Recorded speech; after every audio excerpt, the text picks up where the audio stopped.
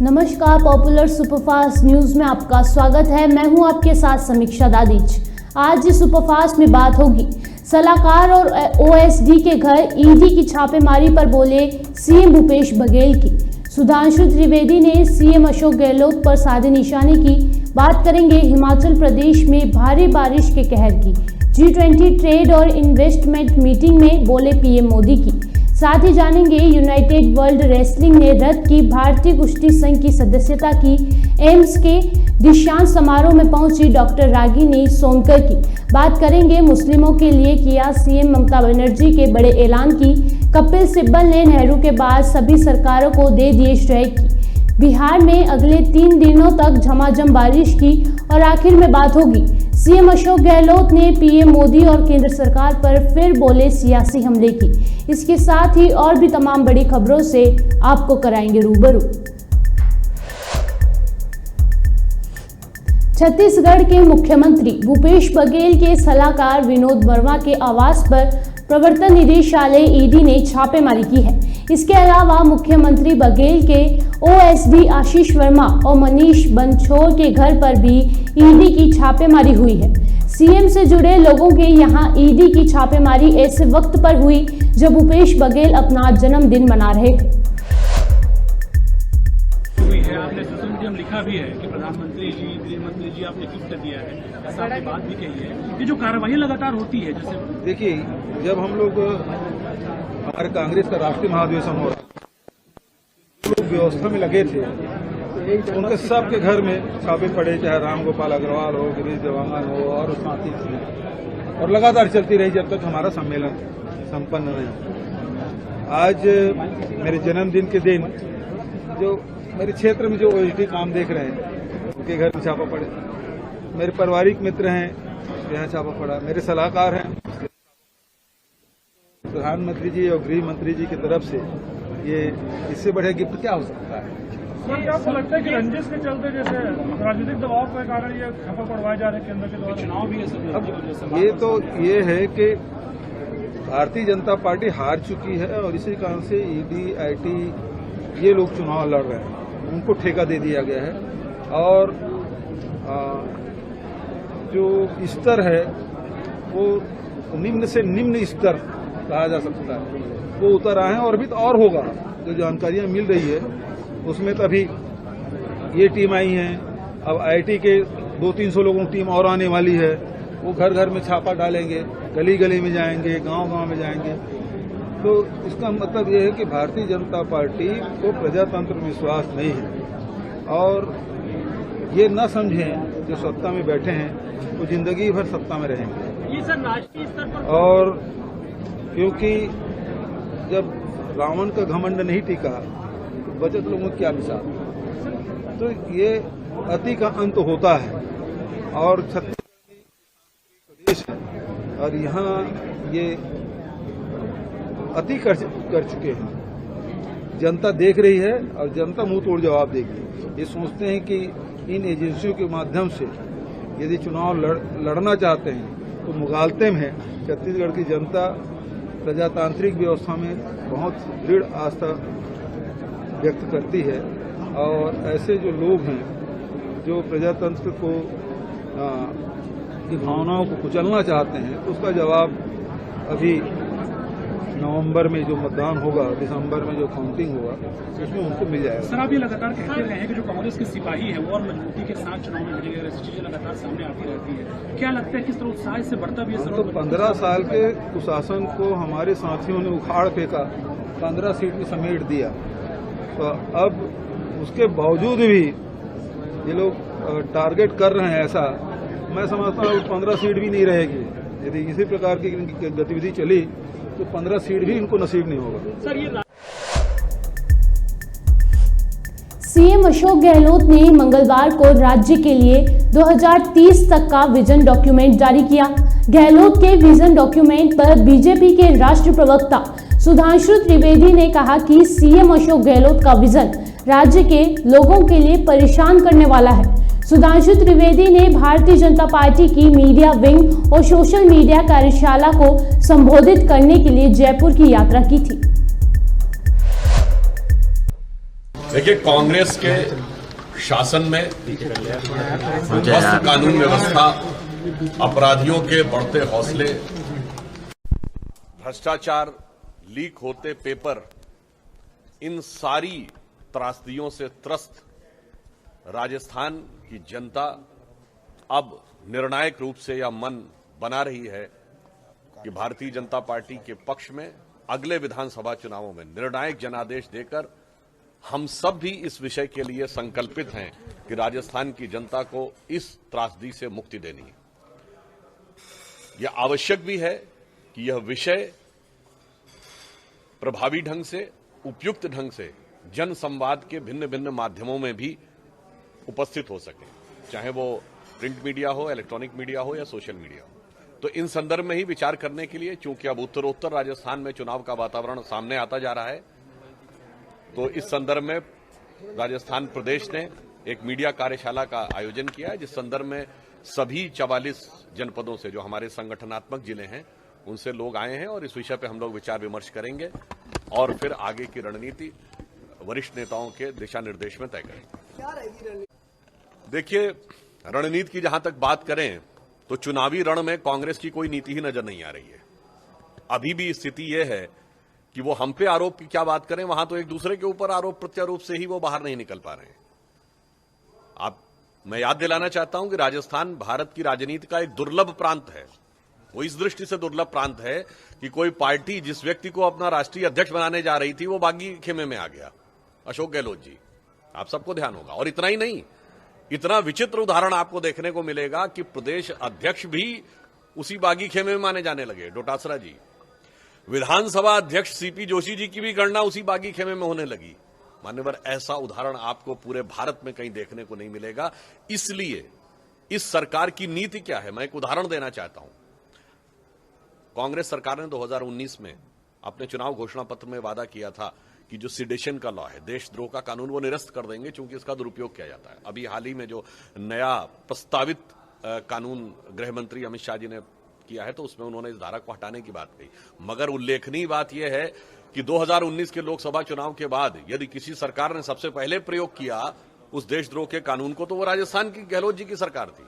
और किसके विरुद्ध प्रयोग किया? अपराधियों के विरुद्ध नहीं, आतंकवादियों के विरुद्ध नहीं, वो सरतन से जुदा वालों के विरुद्ध नहीं, अपनी सरकार के विधायकों और मंत्रियों के विरुद्ध।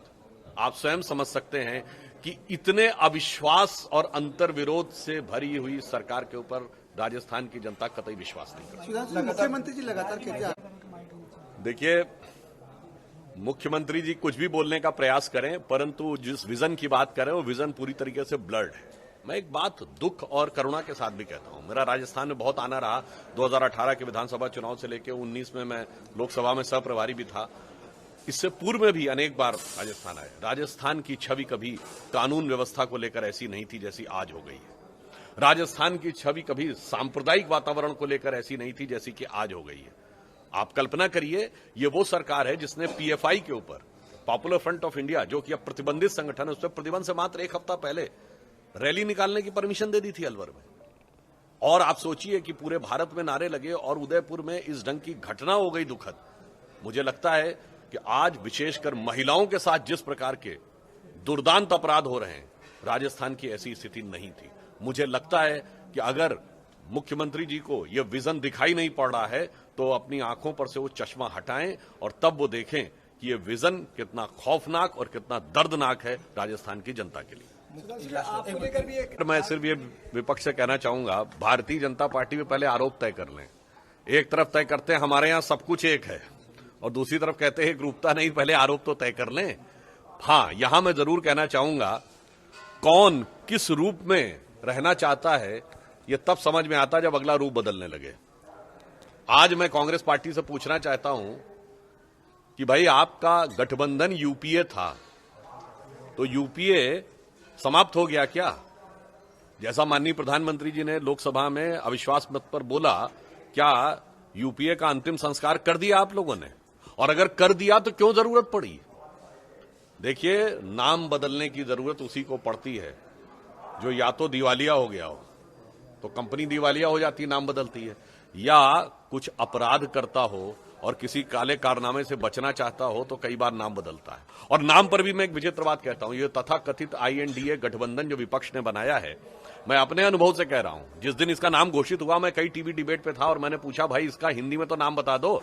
हमारे गठबंधन का नाम NDA है, नेशनल डेमोक्रेटिक अलायंस, और हिंदी में है राष्ट्रीय जनतांत्रिक गठबंधन। मान्यवर प्रथम दिन तो गूगल देख के भी नहीं बता पाए कि नाम क्या है हिंदी में। इसका अर्थ यह है अंग्रेजों से शुरू हुई पार्टी, अंग्रेज के द्वारा बनाई गई पार्टी, अंग्रेजी मानसिकता की विरासत को ओढ़ी हुई पार्टी आज भी आकर 21वीं सदी के 2023 में भी अपने गठबंधन के नाम की सोच और उसके एब्रीविएशन यानी संक्षिप्त नाम पर भी अंग्रेजी में ही आके टिकी है। आज भी आप उन लोगों से पूछे तो वो लोग बड़ी मुश्किल होती है उनको उसका नाम बताने में। आखिरी सवाल, मुख्यमंत्री देखिए, वो लोग गलतफहमी में रहते हैं जो सोचते हैं कि जंग केवल सोशल मीडिया पे लड़कर जीती जा सकती है।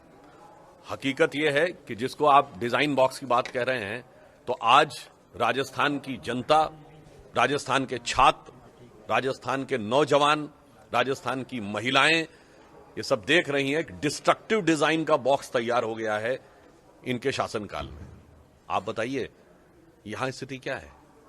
पिछले चुनाव के समय आज तो 5 साल पूरे होने को आ गए। राहुल गांधी जी क्या बोले थे जब तीनों राज्यों को चुनाव हो रहे थे, मध्य प्रदेश, राजस्थान, छत्तीसगढ़? उनकी टोन क्या थी? 1 2 3 4 5 10 दिन के अंदर किसानों का सारा कर्जा माफ कर दूंगा।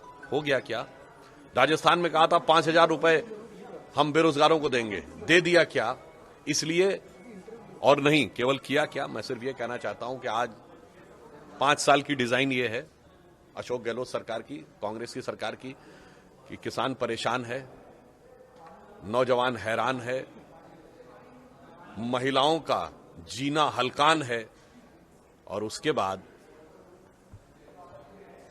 इनकी किताबों में वो परिवर्तन हुआ है कि महाराणा प्रताप से ज्यादा अकबर महान है। कुल मिलाकर अगर हम कहें तो इन 4 शब्दों में, 4 वाक्यों में जो राजस्थान की पीड़ा है वो दर्द सामने है। हम स्पष्ट रूप से कहना चाहते हैं कि हम जन कल्याणकारी कार्य भी करेंगे, विकास की नई ऊंचाइयों पर भी ले जाएंगे, और राजस्थान के गौरव को जो वांछित रूप से स्थान मिलना चाहिए उसको भी प्रभावी रूप से स्थापित करेंगे।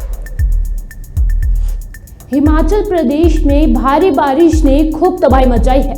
लैंडस्लाइड होने, घर ढहने और फ्लैश फ्लड में एक बच्चे सहित 11 लोगों की मौत हो गई है, जबकि 6 लोग लापता हैं। पिछले 24 घंटे के दौरान बारिश से 17 मकान जमींदोज हो गए, जबकि 105 को आंशिक नुकसान पहुंचा है। अकेले शिमला शहर में 25 से ज्यादा घर असुरक्षित हो गए। इस वजह से 55 से ज्यादा परिवारों को दूसरी जगह शिफ्ट किया गया है।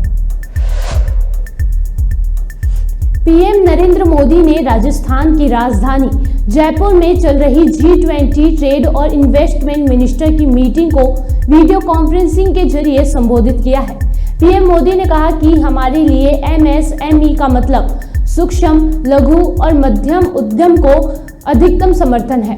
पिछले 9 साल में हमारे निरंतर प्रयास का ही नतीजा है कि देश का आज 5वीं सबसे बड़ी वैश्विक अर्थव्यवस्था बन गया है। भारत रेड टेप से लेकर रेड कारपेट की तरफ तेजी से बढ़ रहा है। Account for 60 to 70% of employment and contribute 50% of the global GDP. They need our continued support. Their empowerment translates to societal empowerment. For us, MSME means maximum support to micro, small and medium enterprises. India had integrated MSMEs into public procurement through our online platform, Government e-Marketplace. We have been working with our MSME sector to adopt the ethos of zero defect and zero effect on the environment. Increasing their participation in global trade and global value chains has been a priority of the Indian President. विश्व कुश्ती संघ यानी कि United world wrestling ने भारतीय कुश्ती संघ की सदस्यता रद्द कर दी है। भारतीय कुश्ती संघ में चुनाव नहीं होने की वजह से ये कार्यवाही की गई है।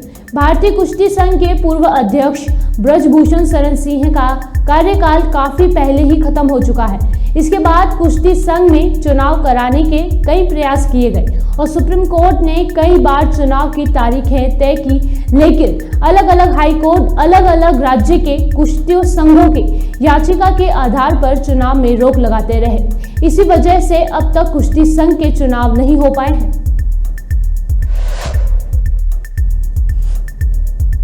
समाजवादी पार्टी की मछली शहर से विधायक रागिनी सोनकर ने हाल के दिनों में सोशल मीडिया पर छाई हुई हैं। विधायक बनने से पहले डॉक्टर रागिनी सोनकर सरकारी डॉक्टर थी और एम्स में प्रैक्टिस करती थी। डॉक्टर रागिनी सोनकर को सपा ने मछली शहर से टिकट दिया था और उन्होंने जीत भी दर्ज की थी। अब रागिनी एम्स के दीक्षांत समारोह में पहुंची और अपनी डिग्री ली।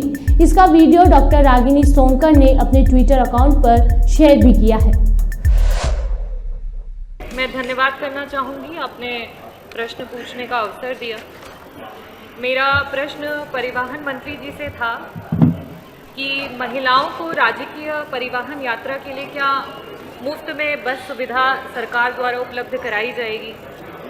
अध्यक्ष जी, जब मैंने ये सवाल पूछा था और लगाया था तब मेरे मन में था कि जो हमारी ग्रामीण बातचीत नहीं प्लीज, हमारी बेटियां हैं जो आए दिन कॉलेज आने जाने में जिन्हें असुविधा महसूस होती है, हमारे ग्रामीण अंचल की जो महिला किसान हैं, हमारी प्राथमिक विद्यालय की जो शिक्षिकाएं हैं, समूह सखियां हैं, आशा बहनें हैं, आंगनबाड़ी बहनें हैं, महिला जो सफाई कर्मी हैं, पीएससी सीएससी पे काम करने वाली हमारी जो महिला बहनें हैं, हमारी महिला बीएलओ हैं, उन सबको सोचते हुए मैंने आपसे ये सवाल पूछा था। बड़ी निराशा हुई अध्यक्ष जी, और साथ ही साथ ये भी आपके उत्तर से पता चला कि यह सरकार महिलाओं को लेकर बहुत ही संवेदनहीन है, क्योंकि आपके उत्तर में ये आया कि हम 60 वर्ष से अधिक आयु वाली जो महिलाएं हैं उन्हें मुफ्त में बस यात्रा के लिए सुविधा दें या ना दें, उस पर सरकार जो है वो विचाराधीन है।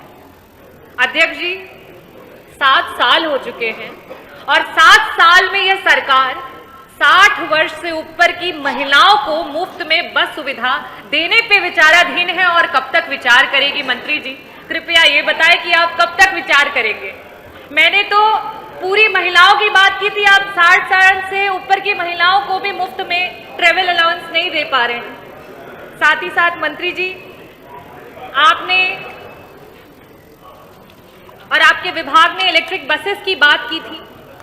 मैं ये भी जानना चाहूंगी कि कुल उन इलेक्ट्रिक बसेस में कितनी पिंक बसेस हैं जो चल रही हैं आज पूरे उत्तर प्रदेश में, और उन पिंक बसेस में क्या महिलाओं को मुफ्त में ट्रेवल करने के लिए सरकार के द्वारा कोई योजना बनाई गई है या बनाई जाएगी, और बनाई जाएगी तो कब तक बनाई जाएगी।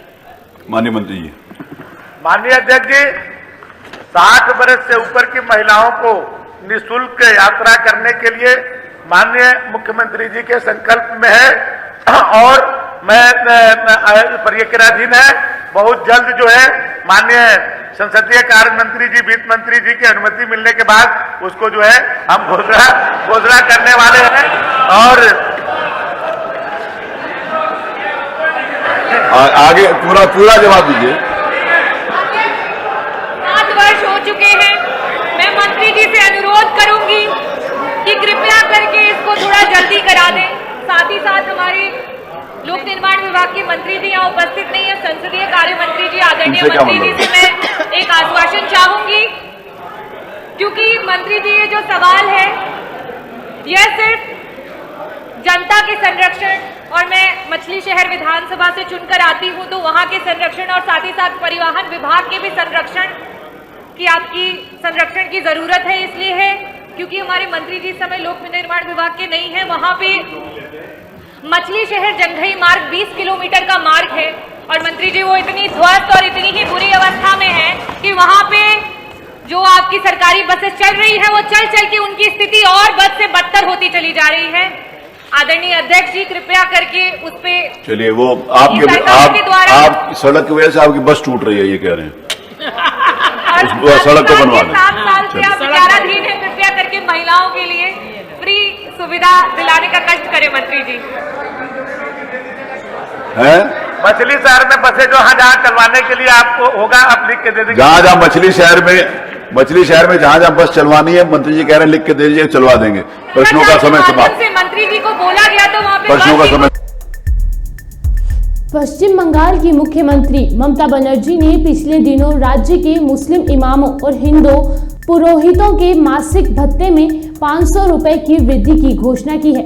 इसी के साथ उन्होंने हरियाणा के नूह में हाल ही में हुई हिंसा के मद्देनजर वहां भागकर बंगाल आए लोगों को 5-5 लाख रुपए के तक के उद्यमिता ऋण देने की भी घोषणा की है। इसी महीने की शुरुआत में मुस्लिम बहुल नूह में हिंदू धार्मिक जुलूसों पर हमलों के कारण हिंसा भड़क उठी थी। कांग्रेस के पूर्व नेता कपिल सिब्बल ने चंद्रयान की सफलता का श्रेय देश की सभी सरकारों को दिया। उन्होंने कहा कि मौजूदा सरकार से लेकर सभी सरकार को इसका क्रेडिट जाता है। उन्होंने कहा कि ये ऐतिहासिक लम्हा है और हम सभी भारतवासियों के लिए गर्व का दिन है। उन्होंने कहा कि अब तक भारतीय अंतरिक्ष एजेंसी इसरो ने जो काम किया है वो दुनिया का शायद ही किसी संस्था ने किया हो। आइए सुनते हैं।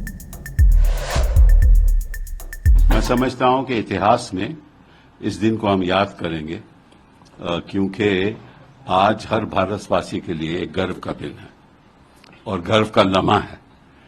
और इसकी शुरुआत स्वतंत्रता के बाद हुई जब हिंदुस्तान आज़ाद हुआ और जब इसरो की स्थापना हुई, और तब से आज तक इसरो ने जो काम किया है, मैं समझता हूं कि विश्व में कोई ऐसी संस्था होगी जिसने ऐसा काम किया हो।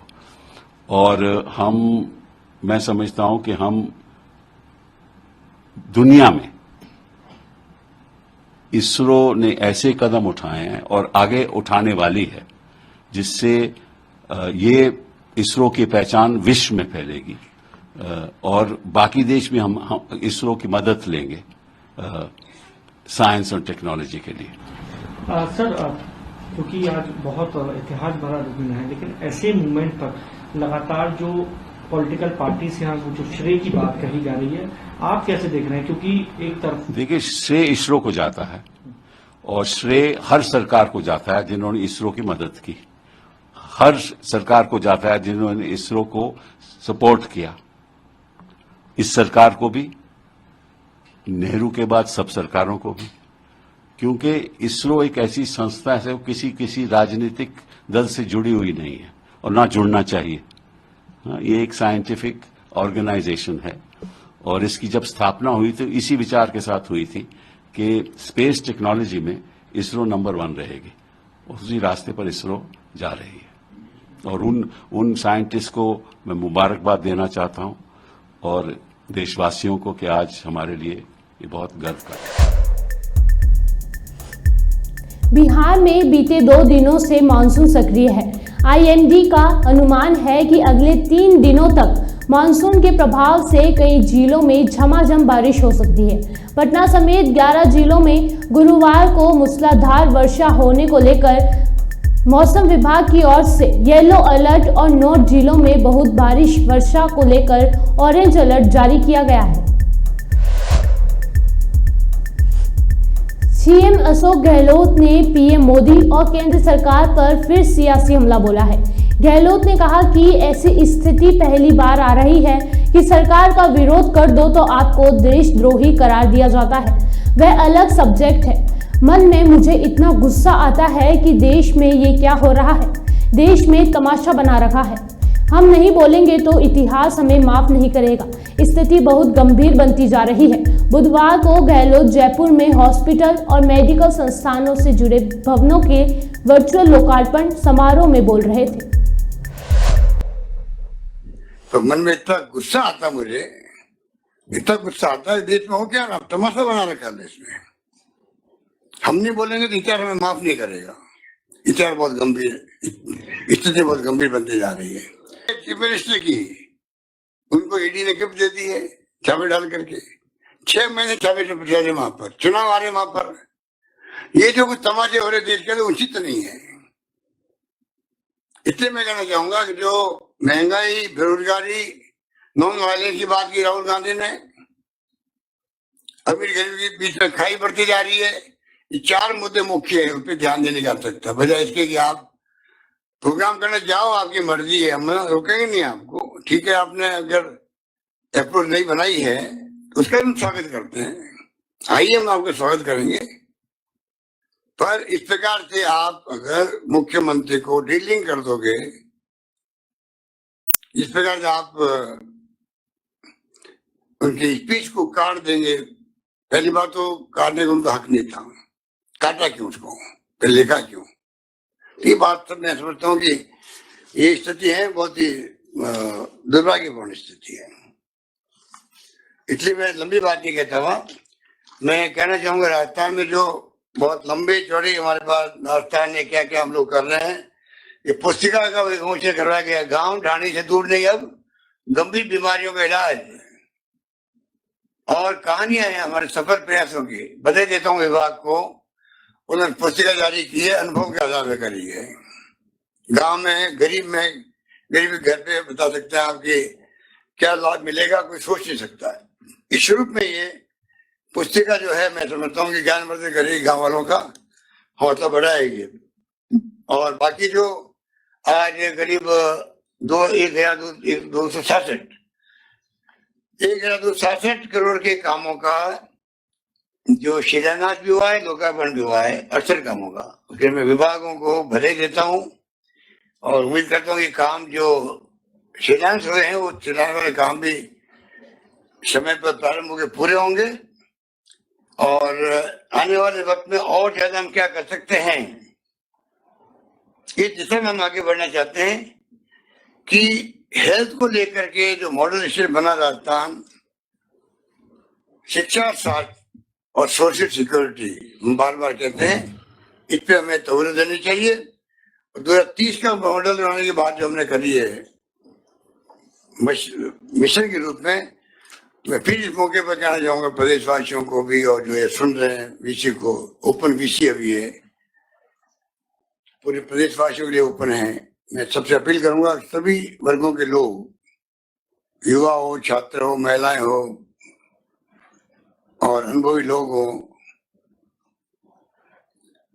सबको, इंटेलेक्चुअल है, साहित्यकार, पत्रकार, लेखक, हालांकि लोग जेल में बैठे हुए हैं।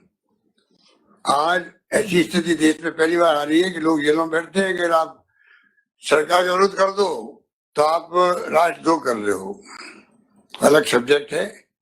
तो मन में इतना गुस्सा आता, मुझे इतना गुस्सा आता है, देश में हो क्या ना, तमाशा बना रखा है देश में। हम नहीं बोलेंगे तो इतिहास हमें माफ नहीं करेगा। इतिहास बहुत गंभीर, स्थिति बहुत गंभीर बनती जा रही है। तो मैं चाहूंगा कि जो स्थिति है, जो राजस्थान में हमने शुरुआत करी है, उसमें मिशन 2030 जो है, उसमें राजस्थान वासी, प्रवासी लोग हो या देश का किसी कोने में बैठा कोई व्यक्ति क्यों नहीं हो, देशवासी हो, वो अपने अनुभव शेयर कर सकता है। हमें खुशी होगी 30 सितंबर को हम लोग विजन डॉक्यूमेंट जारी करेंगे। जितने शानदार सुझाव मिलेंगे वो उसमें आएंगे, डॉक्यूमेंट में आने वाली पीढ़ियों को काम आएंगे, रास्ता दिखाएंगे राजस्थान को। राजस्थान भी देश में अग्नि राज्य बन सके, ये मेरी भावना, यही बात करता हूँ, अपनी बात समाप्त करता हूँ। धन्यवाद।